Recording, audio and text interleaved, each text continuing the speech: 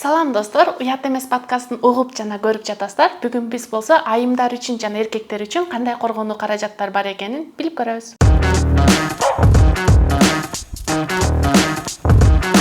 Нургазы Жанузаков, гинеколог, эндокринолог, хирург. Саламатсызбы Нургазы байке? Биздин студиябызга конок болуп келип бергениңиз үчүн чоң рахмат.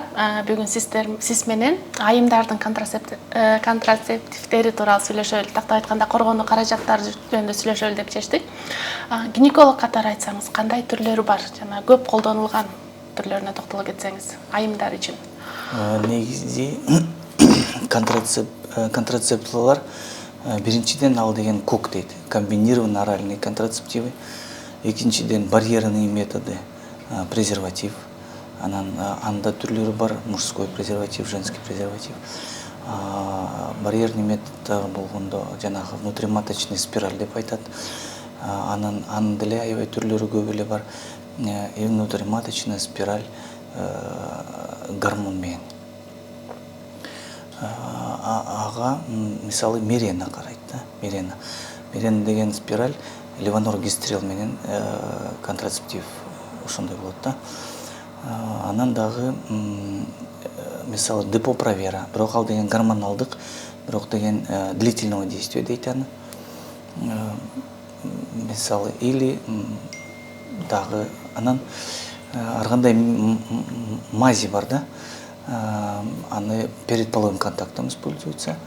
Колдонот аны перед половым контактом. Жатын катнашка кошулганда астында и экстерная контрацепция. Мисалы СКПЛ же Постинор. Булардын айтып кеттиңиз, бирок ошол эле учурда табигый жол менен сактануу ыкмаларда контрацептивдерге киргизип койсок болот болуш керек, Мисалы табигый жол менен календарды ыкма же үзгүлтүктү жол. Ал деген естественный методы контрацепции.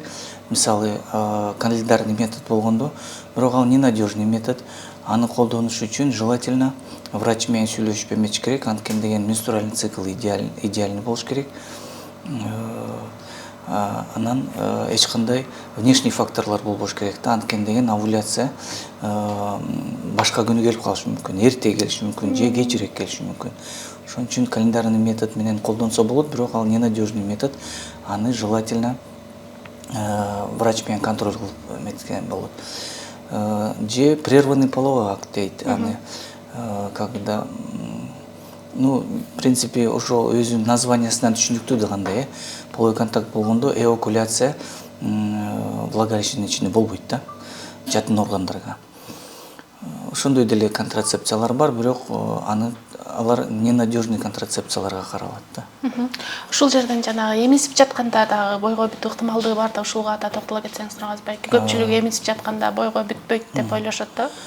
Негизи ал метод деле колдонсо болот, бирок аны деле гинеколог менен совместно жасаш керек. Анткени деген мисалы эмизип аткан аял, если ошол лактационный период дейт, ошол убагында ошондой контрацепция менен колдоном десе, анда сөзсүз менструацияны караш керек. Ал биринчиден. Анан экинчиден төрөгөндөн кийин эмизип аткан учурунда жалаң эле 6 айдын ичинде колдонсо болот. Анткени деген 6 айдан кийин прикорм башталат. И прикорм башталгандан кийин бала азыраак эмизип баштайт. И пролактин, ал деген гормон, канын ичинде түшүп калышы мүмкүн. Ошондо овуляция болуп калышы мүмкүн. Даже менструация келбеген учурда деле овуляция болушу мүмкүн. Ошондо кайра боюнда болуп калышы мүмкүн аялдык.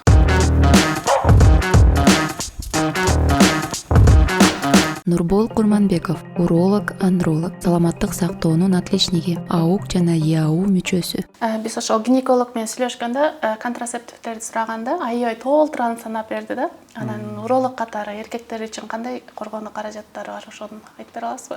Биз билген презерватив менен. Ооба, негизи аябай мындай туура суроо бердиңиз да. Бул контрацепция деген өзү латын тилинен алынган, алдын алуу дегенди билдирет да. Анан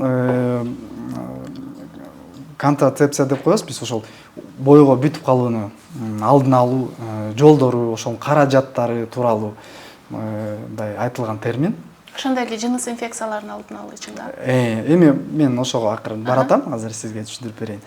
Анан эгерде мындай бунун тарыхына карасак, бул өзү аябай илгерки сөз. Контрацепция деген мен ошо интернет булактарынан карасак, илгери ошо Египетте өнүккөн баягы эпохаларда доорлордо колдонулуп жүргөн да. Тутанхамон деген сиз мектепте окугансыңар, аны мен билем. Ошол жанагы малдын жанагы ичегилеринен жасалган кайыш түрүндө алгачкы презервативдер ошолор болгон. Ошондой колдонушкан. Анан кийинчерээк алар баягы модернизация болуп, азыркы түрдө, азыркы күндө биз баягы латекс, полиуретан жана башка жанагы эмелерден, материалдардан жасалган презервативдер эркектерге мүнөздүү эң негизги биздин мамлекетте эң бат көп колдонуучу каражат болуп эсептелет. Ал эми вазоктомия бар болсо керек, мырзалар үчүн. Бул эң акыркы чечим болуп калышы мүмкүн да. Бул эгерде бул контрацепция каражаттарын мындай талдап көрсөк, эркектердики, бул эң биринчи орунда бул презервативдер турат. Андан кийин баягы сиз айтып аткан вазоктомия деп атпайсызбы? Бул жана урук чыгуучу түтүкчөлөрдү байлап салуу жолу.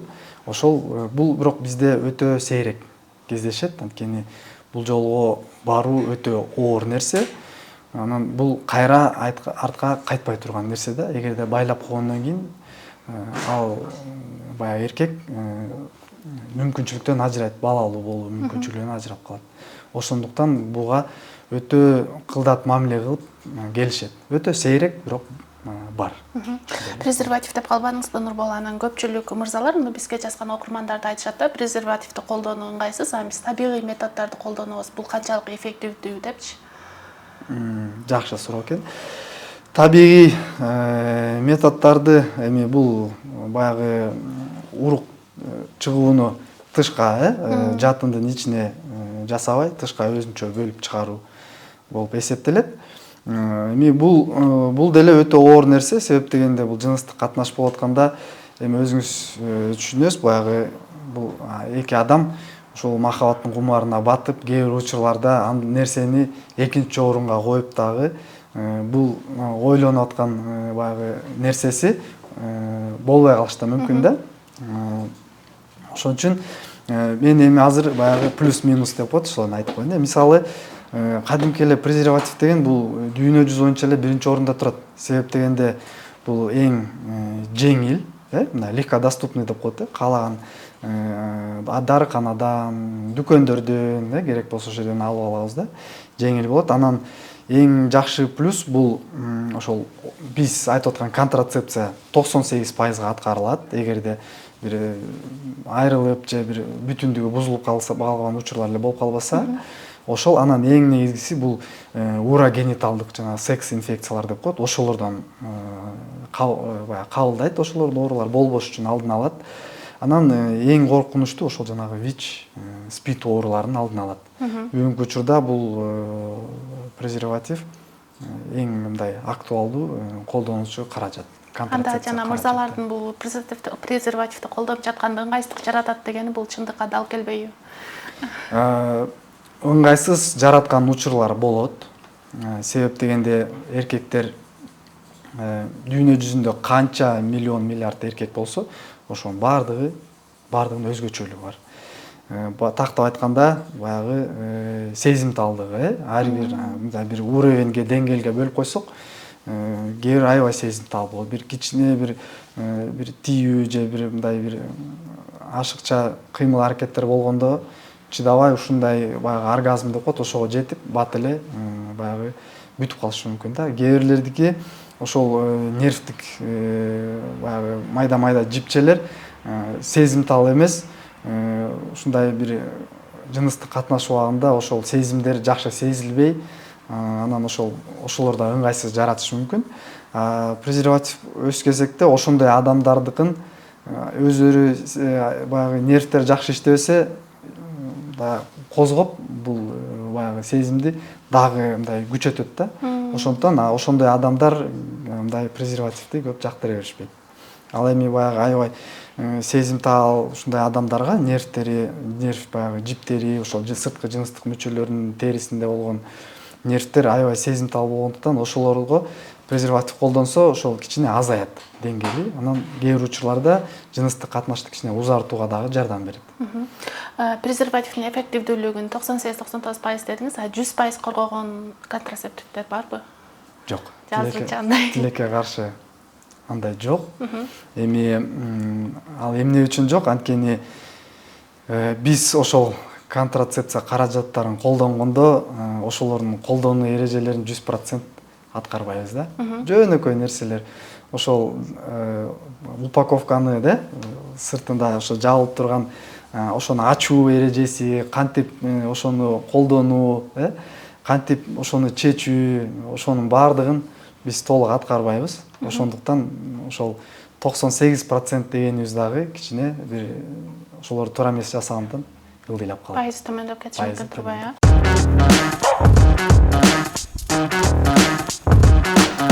Жана спираль аралдык таблеткаларды айта кетпедиңизби? Анан көпчүлүгү ошол таблеткаларга токтолсок, Нургазы байке, аны ичкенден коркушат да, мисалы толуп кетебиз же ушундай сыяктуу мифтерчи. Деги эле ушул чынбы же? Мисалы ошол контрацептивдер жаңы эле чыккан негизичи, если мындай наука боюнча калсам, 50 жыл мурун башталган биринчи таблеткалар медицинанын колдонулууда. Ошол таблеткалар аябай көп гормон болчу ичинде. Мисалы, мурунку бир таблетканын ичинде азыр бүт упаковкадагы гормон ичинде болчу да, ошондой. Ошон үчүн гормональный таблетка ичип аткан аялдар кээ бирде толуп калышы мүмкүн болчу да. Азыр андай ситуация болбойт. Эч кандай маселе жана обмен веществке болбойт. Ал биринчиден. Экинчиден, азыр могу контрацептивдерди берип атканда в основном гинекологдор контрацепция үчүн эмес, даже дарылаш үчүн берет. Ал биринчиден. Анткени мындай комбинированный контрацептивдерди ичип атканда аялдардыкы аябай жакшы гормональный фонго маселе берет. Экинчиден, косметический эффект аябай жакшы берет. Үчүнчүдөн,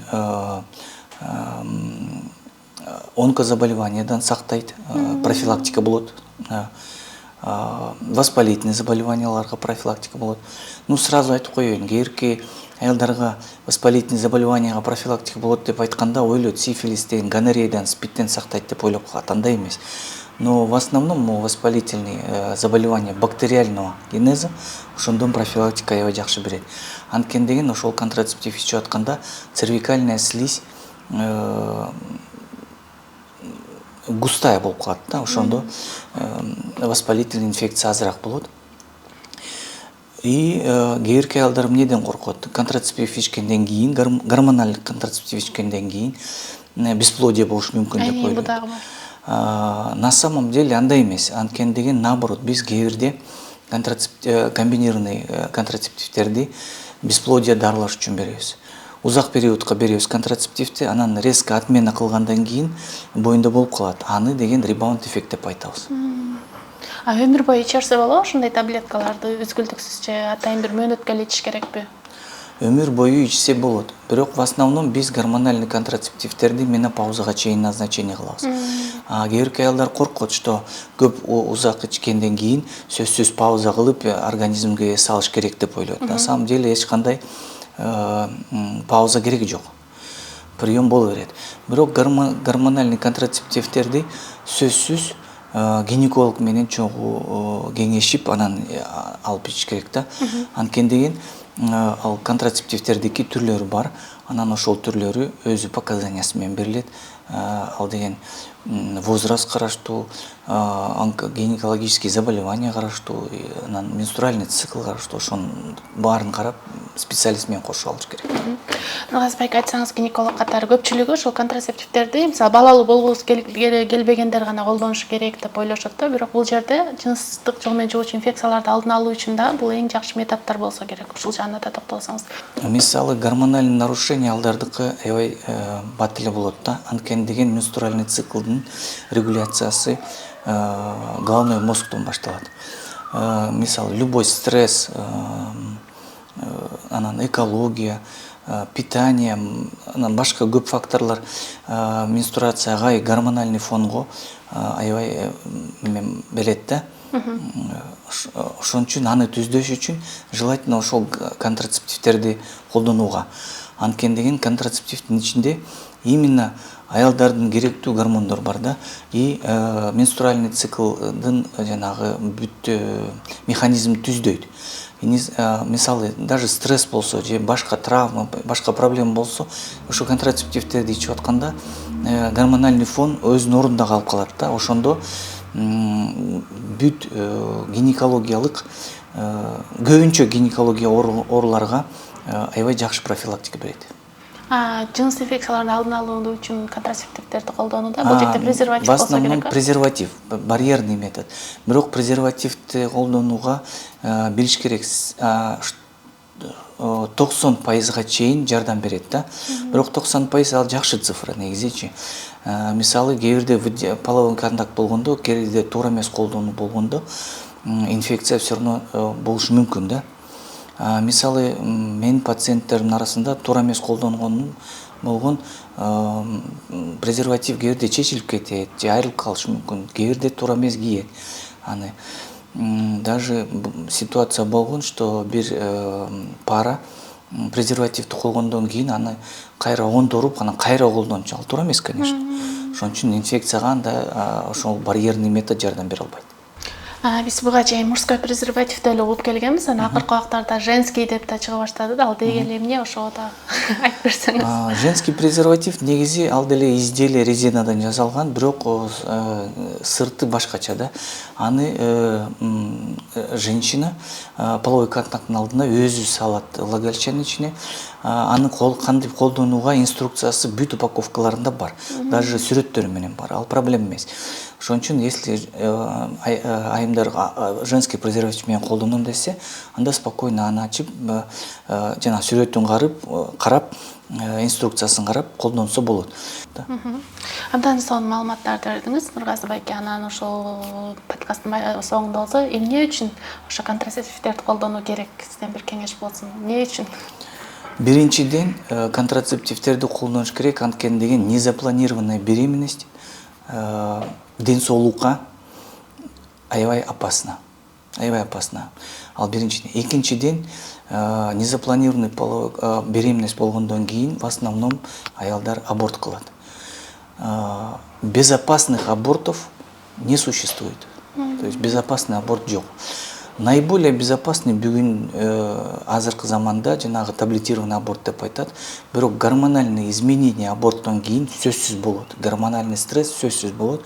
Ошондуктан даже таблетированный аборттон кийин в любом случае бесплодие болушу мүмкүн. Андай ситуациялар бар. Мисалы, жаш кезинде случайно боюнда болуп, анан таблетированный аборт кылгандан кийин, анан уже турмушка чыккандан кийин боюнда болбой мага кайрылат. Айтат, что мен уже турмушта 5-6 жыл жүрөм, бирок боюмда болбойт. Анан аборт болду эле жаш кезимде. И причина именно ошол аборт, именно гормональный нарушение. Ошон үчүн контрацепция биринчиден профилактика ар кайсы инфекционный заболеванияларды, опухолевых образований, включая миому. И экинчиден профилактика незапланированной беременности и профилактика аборта.